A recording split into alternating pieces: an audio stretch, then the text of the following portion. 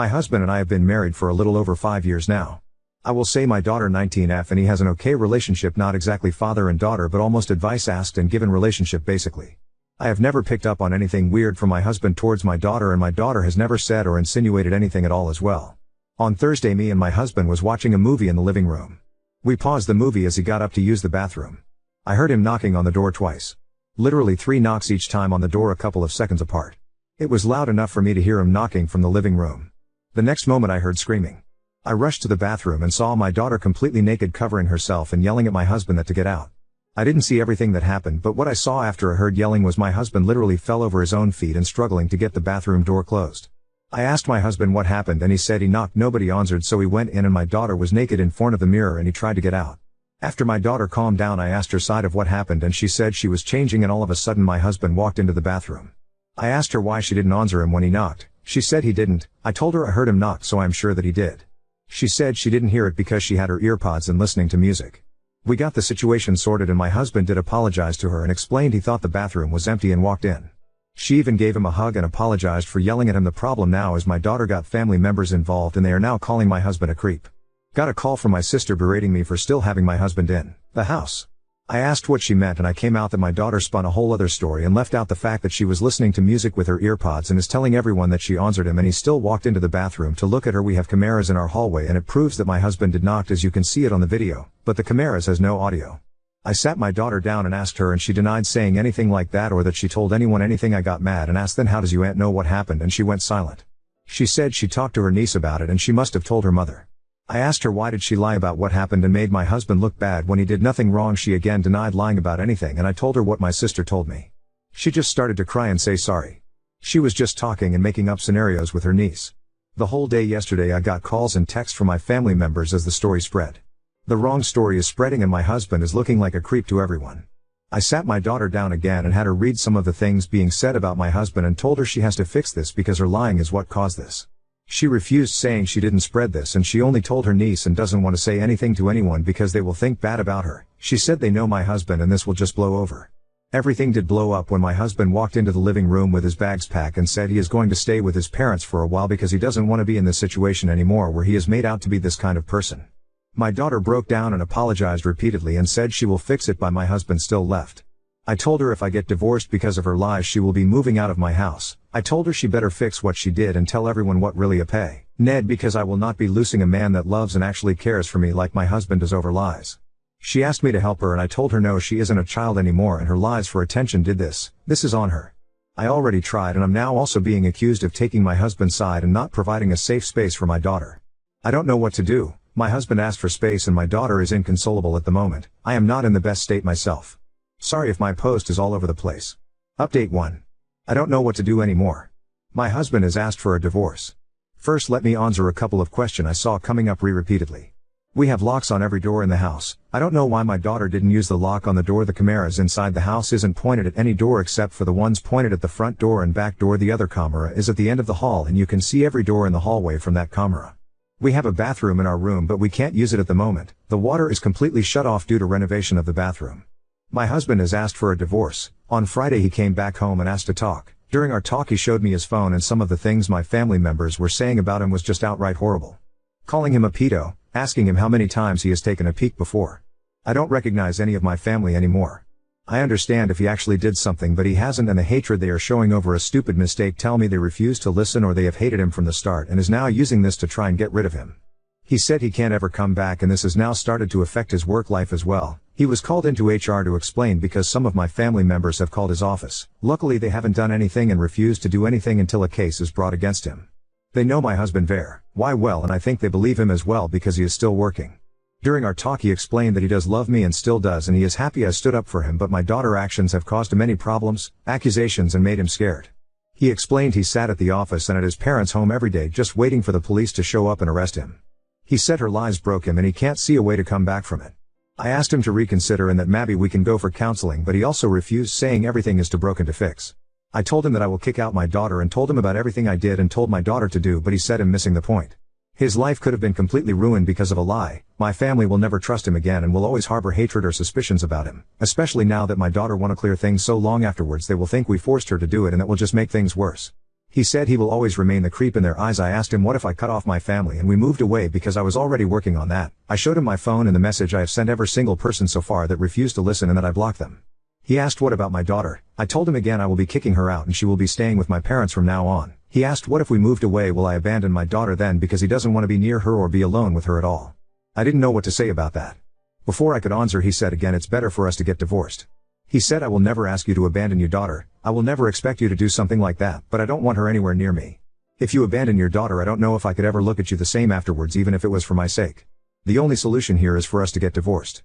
My daughter came running down the hallway into the living room, crying. I think she was listening to our conversation. Before she could get a word out, my husband jumped up from the couch and put his hands out and asked her not to get near him.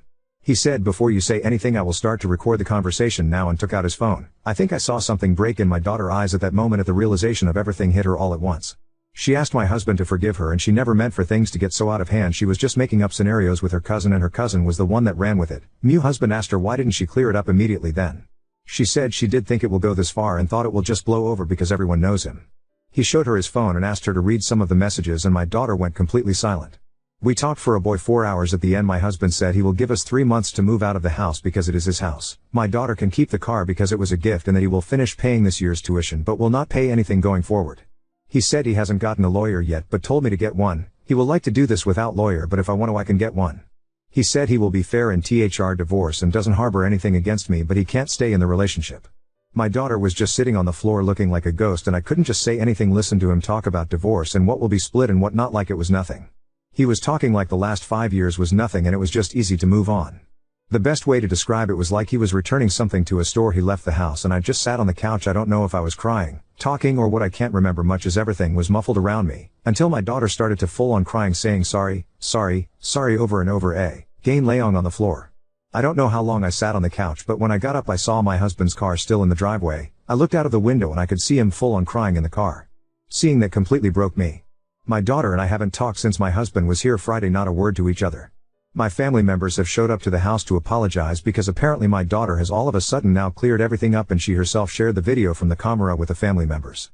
Every time they show up I just close the door in their faces. I have gotten Facebook, Instagram, calls and texts from them, and when I block them they keep making new account of use different numbers. I don't want to lose my husband, I really don't. This is the first man I have ever met that has actually treated me with kindness, respect and love, and now it's all over. I have tried to talk to him and tried to convince him to go to counseling with me, but every time I have tried he sends back I can't take the risk. I have tried to meet him in person, but he just says it won't be a good idea. I have gone over to his parents' house but they refuse to let me see him. I have gone to his work to talk to him, but I was told he was sent home by his boss. I truly don't know how to fix this. Having my daughter move out now won't work because I need to be out of the house as well.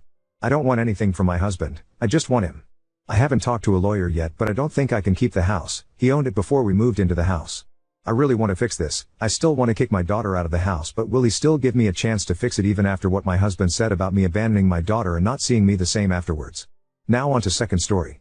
Was betrayed by my high school best friend over a misunderstanding. Now she wants to reconcile, pretending nothing happened. I, 28F, used to be best F, friends with Anna, 28F, since high school. She was popular and outgoing, while I was the introverted nerdy friend. In high school, I had a crush on Ethan, 28M, but I assumed he'd prefer Anna, so I stayed out of it. They started dating, and I supported her with reluctance because of their toxic, on and off relationship. Over time, I grew to dislike Ethan because he was rude and mean. They broke up when we were 21, but got back together with him a year later and eventually got engaged at 23. 3 months before the wedding, Ethan drunkenly called me, asking why I rejected him. I dismissed him and said he was drunk and ended the call. The very next day, I was kicked out of group chats and ghosted by everyone else in our friend circle. When I texted my friends to ask what happened, they gave me the silent treatment. When I reached out to Anna, I found myself blocked. Desperate, I even tried calling Ethan, but my number was blocked too. I had no idea what I'd done wrong and I wished anyone would tell me. That week was hell. Anna's silence hurt the most because, at the time, she meant everything to me. I barely slept, battling panic attacks at night while trying to keep it together for class during the day. If not for my supportive roommates who helped me through my panic attacks, I don't know how I would have made it through. Anna and I attended the same local university but took different courses. I waited for her outside her class. When she came out with her friends, I pulled her aside and asked what was going on. She accused me of being a fake friend who tried to steal Ethan. I denied her accusation and asked for proof, but she went silent and left. They didn't unfriend me on Facebook, but kept posting about their hangouts and the bridal shower, along with indirect jabs at me. I eventually deleted my old account, and changed my number. I slowly rebuilt my self-esteem and moved on. I recently created a new Facebook account. A few days ago, I was added to a group chat for our upcoming reunion, which I had no idea about. They greeted me, calling me class president as if they hadn't shunned me 6 years ago. I left the group, but they messaging me. Anna kept calling, so I finally picked up out of annoyance. She told me that she was sorry for everything and wished for me to come to the class reunion party. The party didn't seem to be complete without the class president every year. She told me that she divorced Ethan after 2 years of marriage. She tried to reach out to me but couldn't find any of my socials or contact info after we graduated. I asked her why she was telling me all this when she was not important to me anymore. She cried. I ended the call and continued ignoring their messages on Messenger. My family says forgiveness is for my own peace and that it doesn't mean forgetting. But I don't feel anything anymore, only indifference. I don't owe them anything to ease their guilt. Update 1. Just a quick disclaimer, I created my Facebook account 2 weeks ago after mustering the courage from my past trauma. I used fake names and ages for anonymity. In reality, we're all 29. My friendship with Anna fell apart when I was 23, and now, 6 years later, we're 29. I know no one has noticed this so far, but I just wanted to clarify. Some people from my previous posts suggested that I reach out to Ethan. However, before I could do so, he reached out to me first. Yesterday, I received a friend request from him, along with a message saying hi in my messenger. So, we talked. He invited me for a coffee this weekend so we can talk about it. I told him to not push his luck and just answer me. I asked him about his call that night.